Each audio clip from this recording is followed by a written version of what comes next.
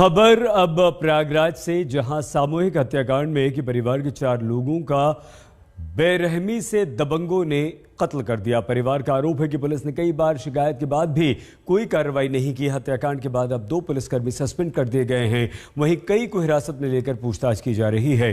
मामले पर राजनीति भी काफी तेज हो गई। प्रियंका गांधी पीड़ित परिवार से मिलने पहुंची, जहां उत्तर प्रदेश में लॉ एंड ऑर्डर का मुद्दा उठाते हुए जमकर उन्होंने योगी सरकार पर हमला बोला। लोग क्या करेंगे? कुछ नहीं करेंगे। हम लोग को मार दीजिए, पर ऐसी मौत हम लोग को नहीं चाहिए। नहीं है, आपके ऑप्शन में लगा जा सकता है। आप उससे ज्यादा पीड़ित हम लोग हुए हैं। और पंचायत सुधार नहीं होगी।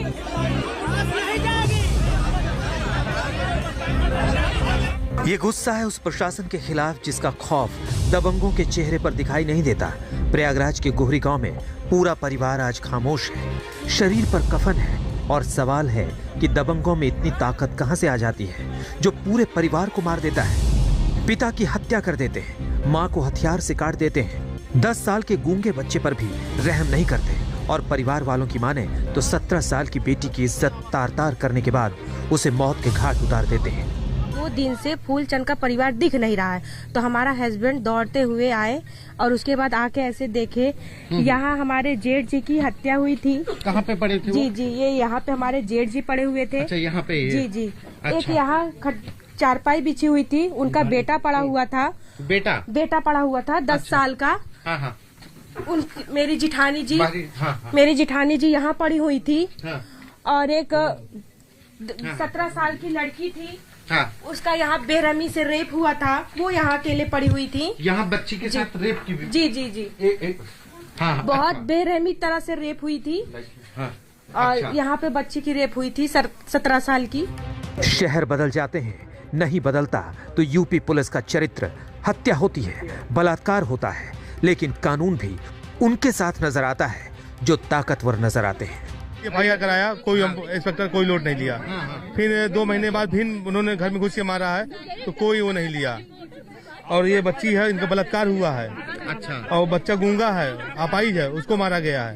2019 और 2021 में इन्होंने कुछ लोगों के ऊपर भूमि विवाद में इन्होंने SC ST के केस लिखवाया है। वो केस देखा गया है, उस केस में कार्रवाई नहीं होने का इन्होंने आरोप लगाया है।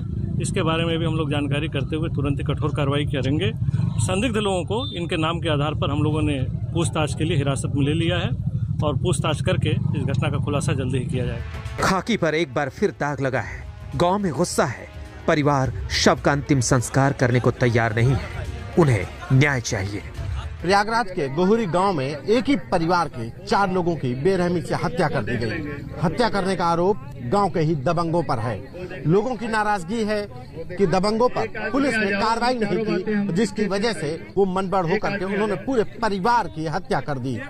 ये 4 लाशें पड़ी है। नाराज लोगों ने चारों का पोस्टमार्टम के बाद उनके शवों को यहाँ पर रखा हुआ है। पति पत्नी है, बेटी है, बेटा है। चारों के हत्या करने के बाद से अब जो नाराज लोग हैं वो यहाँ पर आक्रोशित हैं। मौसम चुनावी हो तो हर मुद्दा सियासी हो जाता है। ऐसे में गोहरी गांव में भी नेताओं का जमावड़ा लगने लगा है। सब अपने हिसाब से सियासत को चमका रहे हैं। समाजवादी पार्टी से लेकर कांग्रेस तक अब कानून व्यवस्था को लेकर यूपी सरकार पर हमलावर हो गए हैं। ऐसी परिस्थिति को देख के कि किस तरह से इन लोगों के साथ किया जा रहा है, कैसे चुप रह सकते हैं? और कैसे हो सकता है कि इस देश में आज संविधान दिवस है, इस देश में एक संविधान है, इस देश में के संविधान में लिखा है कि इस तरह के हादसे नहीं होने चाहिए, अगर होते हैं तो कार्रवाई होनी चाहिए। तो मैं समझ नहीं पा रही हूँ कि कैसे मैं बार हर 2 दिन हर 3 दिन में आती हूँ, किसी से मिलती हूँ, ऐसा ही हादसा होता है। आगरा को देखिए, केवल इलाहाबाद में हत्या हुई, किस तरीके से निर्मम हत्या हो गई परिवार के सदस्यों की, और मथुरा में जिस तरीके के साथ बेटी के साथ जो घटना हुई है, इस सरकार ने ठोको राज चला रखा है, ठोको राज। जब प्रदेश में इतनी बड़ी संख्या में DGP आए, क्या समीक्षा की उन्होंने? क्या सरकार ने समीक्षा की? क्या यही समीक्षा की कि खुला छोड़ दो पुलिस को? किस तरीके से कानून व्यवस्था चौपट हुई उत्तर प्रदेश में, लोग हत्या हो रही लोगों की। सवाल कानून व्यवस्था का है, सवाल पुलिस के रवैये का है। कैसे मजदूरी करने वाले पूरे परिवार का कत्लेआम हो जाता है। संतोष शर्मा, प्रयागराज, आज तक।